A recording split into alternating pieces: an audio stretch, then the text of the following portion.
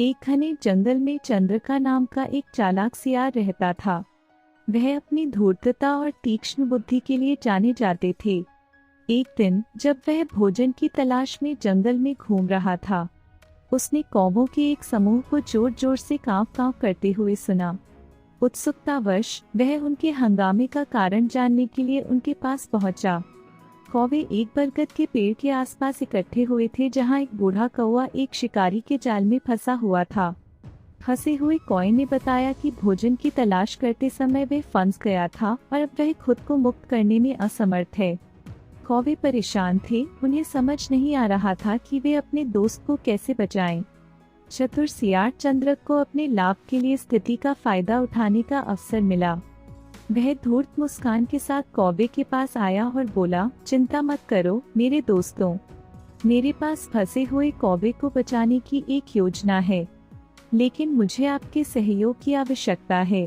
कौवे उत्सुक और हताश होकर चंद्रिका की योजना को सुनने के लिए सहमत हो गए। उसने समझाया, मैं पेड़ के नीचे लेट जाऊंगा और मृत होने का नाटक करूंगा। जब शिकारी अपने जाल की जांच करने के लिए आएगा तो आप कौवे उस पर हमला कर सकते हैं और उसे तब तक चोंच मार सकते हैं जब तक वह चला न जाए। जब तक वह विचलित हो, मैं चुपचाप छिप जाऊंगा। उठो और अपने मित्र को मुक्त करो। कौवे कोई अन्य उपाय न देखकर अनिच्छा से चंद्रिका की योजना पर सहमत हो गए। सियार ने खुद को पेड़ के पास खड़ा किया और मौत का नाटक करते हुए लेट गया। जल्द ही शिकारी अपने जाल की जांच करने के लिए वहां पहुंचा। जब उसने बेजान सियार को देखा तो वह अपने अप्रत्याशित कैच से प्रसन्न हुआ।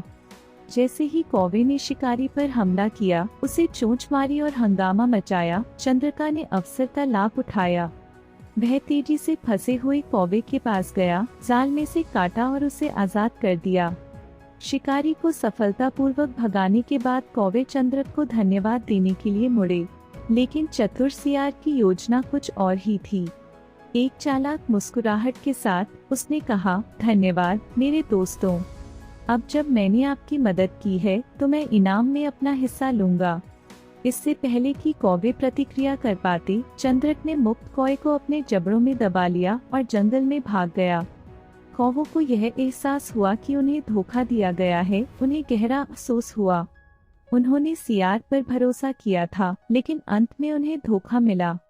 बुद्धिमान बूढ़े कौवे ने आह भरते हुए कहा, यह हमें एक मूल्यवान सबक सिखाता है।